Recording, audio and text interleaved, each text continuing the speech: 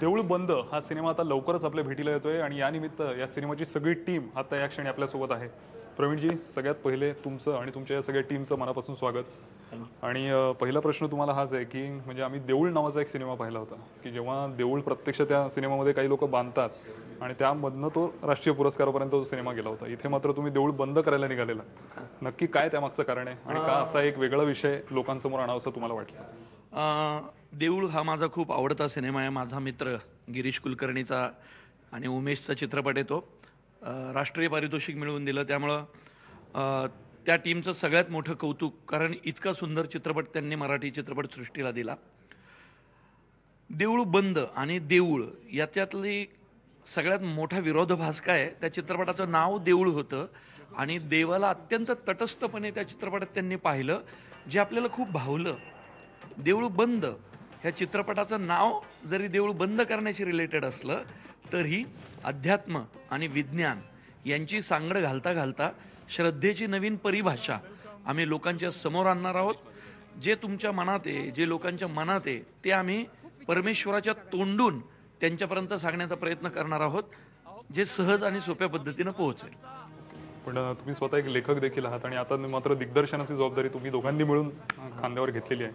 तर काय नक्की मनात दडपण होतं आणि असा एक वेगळा विषय तुम्ही का मांडलात मुळात की ज्याच्यामध्ये स्वामी समर्थ येतात आणि लोकांना उपदेश देतात, असं का वाटलं? म्हणजे हा कुठल्याही दुसऱ्या देवाच्या बाबतीत करता आलं असतं, पण स्वामी समर्थांनाच का निवडलं? सगळ्यात महत्त्वाचं, लेखनात आधी मी बरेच चित्रपट घेतले. गेल्या वर्षी तर माझ्यासाठी खूप लकी वर्ष होतं, कारण पितृऋण आणि रेगे या दोन्ही चित्रपटांसाठी मला राष्ट्रीय आंतरराष्ट्रीय पुरस्कार मिळाले.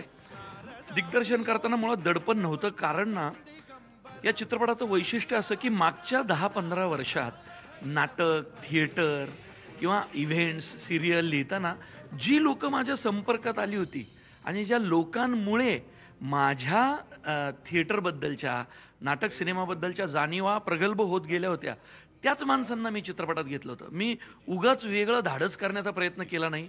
माझ्या एकांकिकांमधले सगळे हिरो तुम्हाला इथं दिसतील, काश्मीरपासून, आणि यांच्या जीवावर मी बक्षिसं मिळवली होती. थिएटरमध्ये अनेक वर्ष काम केलं होतं, त्यामुळे दिग्दर्शनाचं दडपण आलं नाही, कारण माझे मित्र, माझे सोबती माझ्या बरोबर होते. प्रणीतजी, तुम्हाला प्रश्न आहे की या सिनेमाची गाणी देखील तुम्ही लिहिलेली आहेत आणि फार वेगळी गाणी आम्हाला वाटत आहे, तर त्याबद्दल काय सांगाल? आणि दिग्दर्शन करण्याचा अनुभव कसा होता? शक्यतो आम्ही बघतो की एकटाच कोणीतरी दिग्दर्शक असतो, दोघं जेव्हा दिग्दर्शन करतात तेव्हा त्यामध्ये प्लस मायनस होण्याचा प्रश्न असतो, तर ते कसं तुम्ही बॅलन्स सांभाळलात? पहिल्यांदा गाण्याबद्दल सांगतो, कारण मुळात गोष्ट आहे प्रवीणची आणि ती गोष्ट इतकी वेगळ्या पद्धतीने त्यांनी मला ऐकवली आणि ती ऐकत असतानाच आणि नंतर पटकथा लिहित असतानाच आम्हाला त्याच्यामध्ये गाण्याच्या जागा सापडत गेल्या. आणि साहजिकच एक गीतकार म्हणून खूप चॅलेंजिंग वाटलं की या गीतांमधून ती श्रद्धा आणि ते विज्ञान या दोन्हीला कुठेतरी समन्वय साधत आपल्याला लोकांपर्यंत पोहोचायचं, तरच ती गोष्ट इंटिग्रेट होत होत होत शेवटी जेव्हा देऊळबंदच्या पुढं कॉमा आहे, प्रश्नचिन्ह आहे, उद्गारवाचक चिन्ह आहे का अवतरण चिन्ह देऊळबंद आहे, हे सगळं त्याच्यामध्ये नंतर ठरणार. त्यामुळे ही गीतं लिहितानाच मुळात तो विचार केलेला होता आणि ते शब्द तसे आले. नरेंद्र भिडेंनी खूप अप्रतिम चाली त्याच्यासाठी केल्या. अजय, शंकर महादेवन, नंदेश उमप, विभावरी, आदर्श शिंदे या सगळ्यांनी फार अप्रतिम ती गाणी गायली. त्याचा पहिला लिस्नर हा होता. ही गाणी जेव्हा कागदावर उतरली तेव्हा पहिल्यांदा जर कोणी ऐकलं असेल गाणं तर ते प्रवीणनी ऐकलं आणि त्याला ते भावलं म्हणून ते चित्रपटात राहिलं. थोडक्यात सांगण्याचा उद्देश असा. आणि हीच गोष्ट साधारणतः चित्रपटाच्या दिग्दर्शनाबद्दल पण,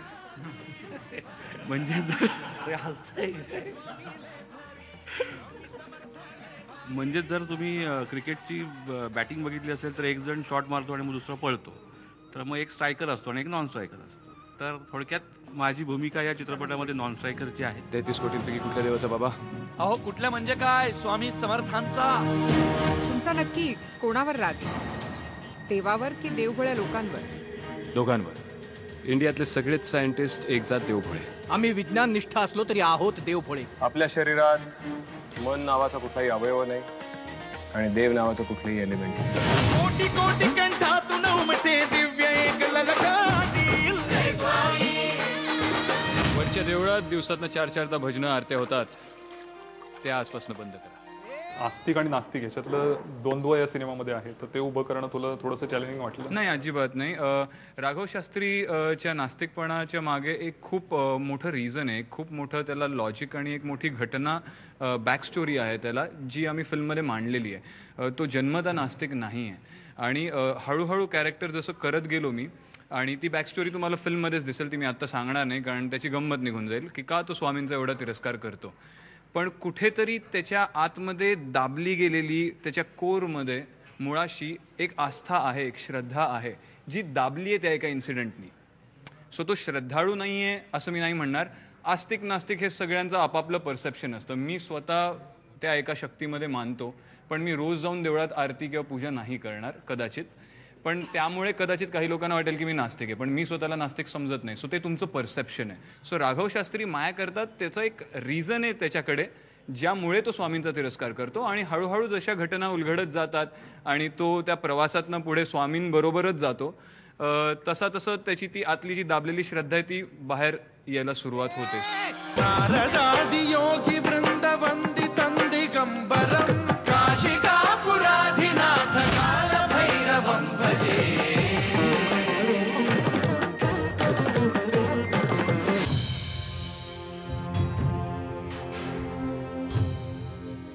देऊळ बंद का केलंस? आता जिथे जिथे तू तिथे तिथे मी. ती नुसतं आईची भूमिका असती तर तुम्ही कदाचित नाही म्हणाला असता. असं काय या आईमध्ये स्पेशल होतं की ज्याच्यासाठी? मी ऑलरेडी खूप आईच्या भूमिका करते की पण तरी देखील या भूमिकेत असं काय बेसिकली सर्वात पहिली गोष्ट म्हणजे मी अत्यंतिक स्वामी भक्त आहे आणि माझ्यापाशी जे काही आहे ते सगळा स्वामींचा प्रसाद आहे, त्यांचा आशीर्वाद आहे. माझ्यासाठी ते माझे गुरु आहेत, ते माझे आई वडील सगळे काही आहेत. तर जेव्हा प्रवीणनी मला पहिल्यांदा नुसतं स्वामींचं नाव घेतलं तेव्हा मी म्हटलं मी त्या सिनेमात काम करते, मी तो रोल काय आहे, कसा आहे, त्याची लेंथ काय आहे, काय करते, ह्याचा काहीही विचार केला नव्हता. त्या सिनेमाचा आपण एक भाग असावं असं मला वाटलं आणि माझा एक प्रचंड विश्वास आहे प्रवीणवरती ॲज अ रायटर, ट्रिमेंडस, की तो ते डेफिनेटली चांगलं निभावेल ह्याची मला खात्री होती. त्याच्यासाठी मी हो म्हटलं. आणि ह्या चित्रपटाबद्दल मला एक डेफिनेटली सांगावंसं वाटेल, जेव्हा हा खूप कठीण आहे चित्रपट, म्हणजे लिटरली शिवधनुष्य या दोघांनी उचलण्याचा प्रयत्न केला आहे आणि प्रोडक्शनमध्ये त्यांनी करण्याचा प्रयत्न केला आहे. कारण जेव्हा एवढ्या मोठ्या व्यक्तिमत्वावरती तुम्ही चित्रपट करताय, स्पेशली देवत्व असलेल्या व्यक्तिमत्वावरती, तो जर त्यांच्यावरची डॉक्युमेंटरी असेल, त्यांचा चरित्रपट असेल तर ते सोपं असतं. कारण त्यांच्या आयुष्यात बाबा अशा जसं शिर्डी के साईबाबा किंवा आणखीन कुठल्या गाडगे महाराजांवरचा चित्रपट असेल, पण हे व्यक्तिमत्व तुम्ही आत्ता 2015मध्ये you are introducing that character as a person, ज्याला तुम्ही जिवंत चालतं बोलतं बघणार आहात आणि एका काल्पनिक गोष्टीत त्यांना बांधलंय. It's a fiction, it's a entertainer. हा एक कमर्शियल सिनेमा आहे. त्या कमर्शियल सिनेमामध्ये तुम्ही एक पर्टिक्युलर रीतीने त्यांना त्या पटकथेत आणून फिक्शियस टेलमध्ये त्या एका देवत्व असलेल्या व्यक्तिमत्वाला तुम्ही इंट्रोड्यूस करताय, तर ही सोपी गोष्ट नाही आहे. त्याच्यासाठी खूप विचार पाहिजे आणि त्याच्यासाठी ती गोष्ट तशी बांधण्याचा आवाका पाहिजे तुमच्यामध्ये, जो या दोघांमध्ये आहे आणि त्याने तो सार्थ करून दाखवला असं डेफिनेटली मला वाटतं.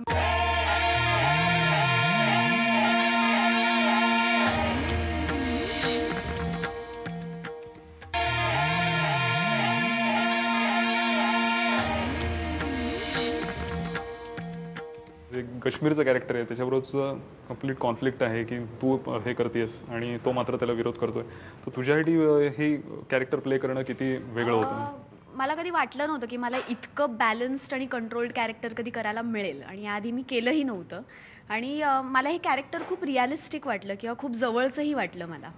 आणि दोन एक्स्ट्रीम लोकांमध्ये हे कॅरेक्टर सतत एक बॅलन्स साधण्याचा प्रयत्न करतं आहे. सो हे करताना खूप मजा आली, बिकॉज मी त्याच्याच विचारांची आहे, पण हे कॅरेक्टर असं आहे की जर दुसऱ्याला त्याच्यात जर आनंद मिळणार असेल आपण काहीतरी करून, तर का नाही करावं, असं एक हे आहे. सो मी कंटिन्युअस आई आणि मुलात असं ते एक बॅलन्स साधण्याचा प्रयत्न हे कॅरेक्टर करते. सो अत्यंत कंट्रोल्ड आणि बॅलन्स्ड कॅरेक्टर मला करायला मिळालं. So I was happy with it.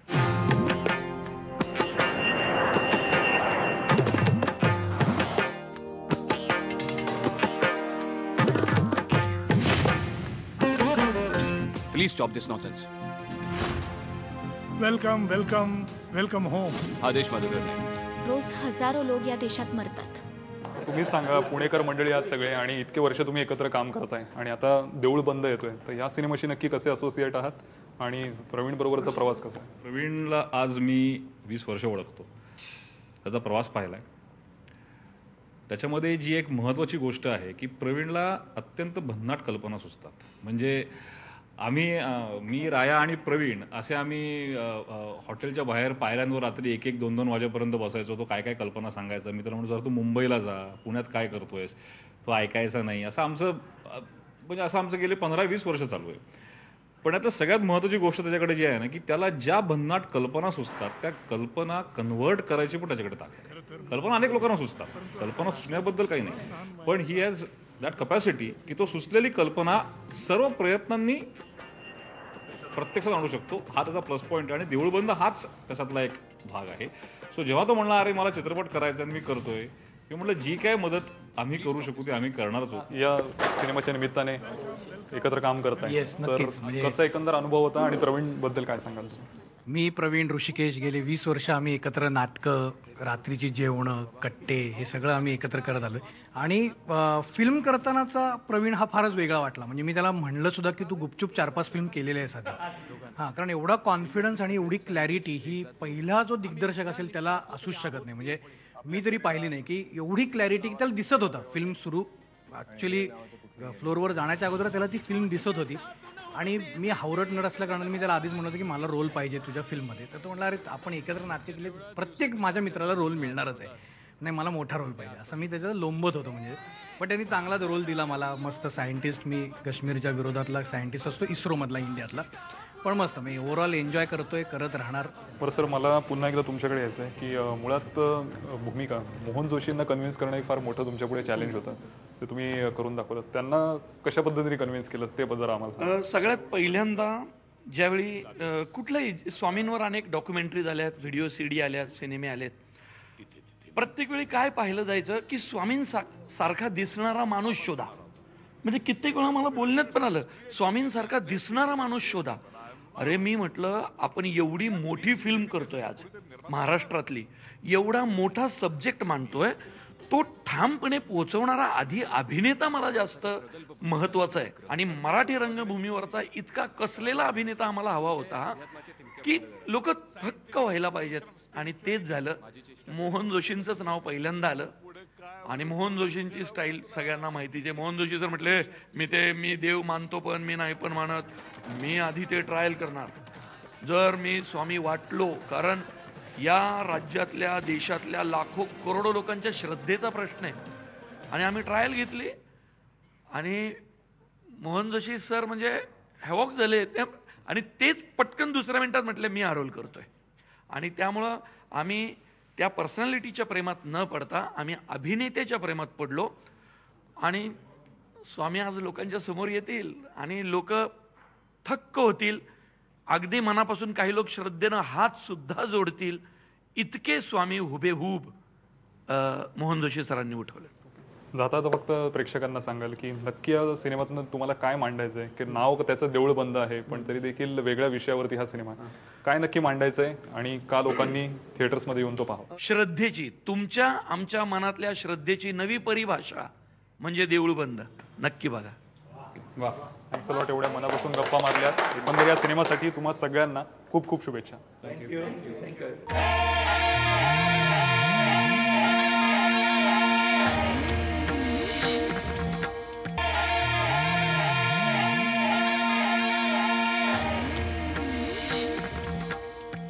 हे पोस्टर नुसतं पाहिलं तरी आपले दोन्ही हात जोडले गेल्याशिवाय राहत नाही. आणि अशा एका वेगळ्या भूमिकेमध्ये आपल्याला आता लवकरच ज्येष्ठ अभिनेते मोहन जोशी दिसणार आहेत. हाच थॉमस म्हणाला होता, if electricity is creativity then there should be one creator, but I am not. म्हणजे वीज ही निर्मिती असेल तर कुणीतरी निर्माता असणारच. कोण आहे? मी आहे. परमेश्वर हे माणसाच्या प्रगल्भ बुद्धीला लागलेलं ग्रहण. परमेश्वर बघण्याची नाही, जाणून घेण्याची गोष्ट. तुमच्या या अध्यात्माच्या टिमक्या बंद करा. Scientific expression of spirituality. माझी चेष्टा करण्यापेक्षा स्वतःचा विचार करा. अरे पुढे काय वाढून ठेवलंय कुठे ठाऊक आहे तुला? ही भूमिका जेव्हा प्रवीण तवडे तुमच्याकडे घेऊन आले, आजपर्यंत आम्ही तुम्हाला एवढ्या वेगवेगळ्या भूमिकांमध्ये पाहिलेलं आहे, पण ही भूमिका जेव्हा तुमच्याकडे घेऊन आले तेव्हा तुम्ही हो का म्हणालात मुळात? मी हो नाहीच म्हणालो, कारण मला थोडंसं आश्चर्य वाटलं की ह्या लोकांनी असं काय माझ्यात बघितलं की स्वामींच्या रोलसाठी मला त्यांनी निवडावं. पण ते दोघंजण खूप हट्टी दिसले मला. म्हणजे त्याने म्हणाले की आम्ही लिहिण्यापासून तुम्ही आमच्या डोक्यात आहात, तुमचे डोळे बरेचसे जवळपास जाणार आहेत. तर म्हटलं मला काय असं वाटत नाही की स्वामींसारखा माझा काही चेहरा आहे. तर म्हटलं ठीक आहे, तुम्ही एवढा आग्रह करता आपण मेकअप करून बघू. मेकअप केल्यानंतर जे फोटोग्राफ्स येतील ते जर मला असं वाटलं स्वतःच्या मनाला की ते स्वामींच्या चेहऱ्याच्या काही थोडेफार जवळपास जात आहेत, तर म्हणलं मी हे काम करेन. अदरवाईज मला काही जमणार नाही, कारण मला काही श्रद्धाळूंच्या भावना दुखवायच्या नाहीत, किंवा मी पण तसा भक्तच आहे, पण मला काही त्या भावना दुखून आवडणार नाही. हा बेसिकली वाद आहे तो अध्यात्म आणि विज्ञान या गोष्टीवरचा, या दोघांचा वाद आहे. म्हणजे स्वामींचं ह्यातलं जे रूप आहे ते 2015 आहे. हे स्वामींच्या काळात तर रूप नाही आहे. स्वामी 2015 एका सायंटिस्टशी बोलत असताना मध्ये इंग्लिश बोलतात, तमिळ बोलतात, कानडी बोलतात. म्हणजे त्यांना परमेश्वरच ना शेवटी ते. त्यामुळे ते कुठलीही गोष्ट करू शकतात, कुठलीही भाषा बोलू शकतात. स्वामींचं एक वाक्य फार सुंदर आहे जे मला फार आवडलं. सिग्नलवर देश ओळखला जातो. की देशाची शिस्त काय आहे, देशाचं स्टेटस काय आहे हे तुम्ही सिग्नल पाळता. म्हणजे त्याचं स्पष्ट वाक्य आहे की रेड सिग्नल आल्यानंतर जो पांढऱ्या लाईनच्या अलीकडे थांबतो तो भले नास्तिक असेल तरी मी त्या पाठीशी उभा आहे, पण जो सिग्नल लागल्यानंतर सरळ सिग्नल तोडून निघून जातो, त्याने दिवसात 4दा जरी माझ्या आरत्या केल्या तरी मी त्याच्या पाठीशी नाही. स्त्रियांमध्ये माझं अस्तित्व आहे, तेव्हा स्त्रियांकडे बघताना अतिशय चांगल्या भावनेनं बघा, माझ्याकडे बघता या पद्धतीने बघा. असे अनेक संदेश डायरेक्टली इनडायरेक्टली या स्क्रिप्टमध्ये दिले आहेत आणि ते फार खेळीमेळीच्या वातावरणात आहेत. त्यामुळे त्याचं स्वामींची भाषासुद्धा ही आत्ताची भाषा आहे. धन्यवाद, एवढ्या मनापासून बोललात. देऊळ बंद या सिनेमासाठी आणि एका वेगळ्या भूमिकेसाठी तुम्हाला खूप खूप शुभेच्छा. थँक्यू, धन्यवाद.